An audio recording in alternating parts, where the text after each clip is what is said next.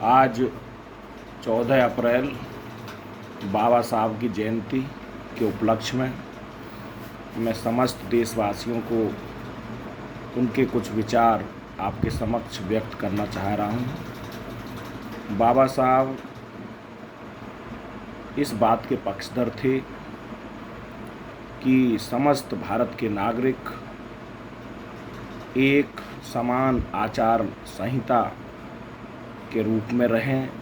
समान आचार संहिता के वो पक्षधर थे और समान हिंदू कोड बिल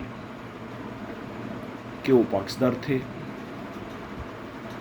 उन्होंने किसी भी व्यक्ति को ऊंचा नीचा नहीं माना। वे बौद्ध धर्म को मानने वाले थे, इसीलिए वो कर्मवादी विचारधारा में विश्वास रखते थे और उनके विचारों के अनुसार वे ये कहते थे कि कर्म से ही व्यक्ति श्रेष्ठ बनता है, कर्म से ही वो ब्राह्मण बनता है, कर्म से ही वो क्षत्रिय बनता है, कर्म से ही व्यक्ति श्रेष्ठता के पर्व पर ऊपर की ओर चढ़ता है। और ये बात बिल्कुल सत्य है। वास्तव में कर्म ही व्यक्ति की मूलतः जाति होती है और कर्म ही वह विधान है जिसके अनुसार व्यक्ति की जाति का निर्माण होता है। इसीलिए बाबा साहब जातिवाद के घोर विरोधी थे। वो जातिवाद में विश्वास नहीं रखते थे। तो आज हमारे देश में भिन्न भिन्न जगहों पर बाबा साहब की जयंती मनाई जा रही है। बड़े धूमधाम से लोग मनाते हैं। तो जयंती पर लोगों को बाबा साहब के विचारों से भी अवगत होना चाहिए। महिलाओं के अधिकारों के प्रति भी बाबा साहब पक्षधर थे।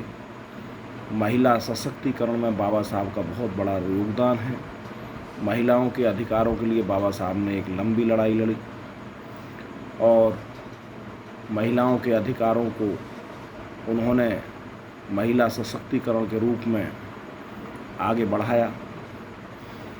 इसीलिए उन्होंने हिंदू कोड बिल का काफ़ी समर्थन भी किया।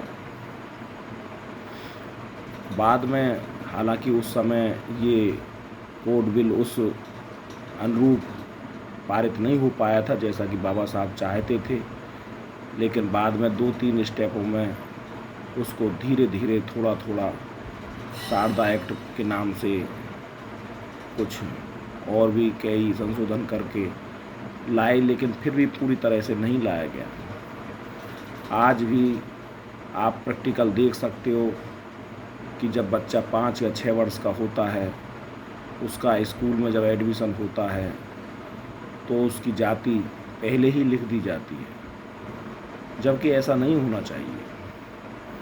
जब व्यक्ति स्कूल के अंदर जाता है तो वो विद्या ग्रहण करने के लिए जाता है और जब वह विद्या ग्रहण करेगा, अपना 20 वर्ष कीमती समय वहाँ देगा या 25 वर्ष, तब उसे उस कार्य की डिग्री मिलेगी जिस कार्य में वह निपुणता हासिल करेगा। तब जिस निपुणता के साथ वो डिग्री प्राप्त करता है वह ही उसकी जाति होती है। उसका शुरू में ही जाति से वर्णन करना कि ये फलानी जाति का व्यक्ति है, ये मैं अच्छा नहीं मानता। और एडमिशन होते वक्त वो है केवल एक छात्र है।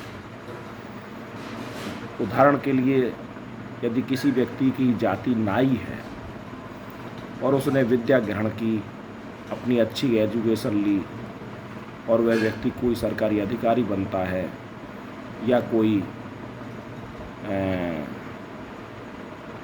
अध्यापक बनता है या कोई जुडिशियल में जज बनता है, तो वह पता नहीं कितने श्रेष्ठ कार्यों से निकलकर अपना जीवन पूरा करेगा, लेकिन उसकी जाति अंत तक उसका समर्थन ये इस बात का करती रहेगी, उसका प्रतीकात्मक रूप में कि ये व्यक्ति तो नाई है, ये कौन सा अच्छा कार्य है। मैं इसे अच्छा नहीं मानता।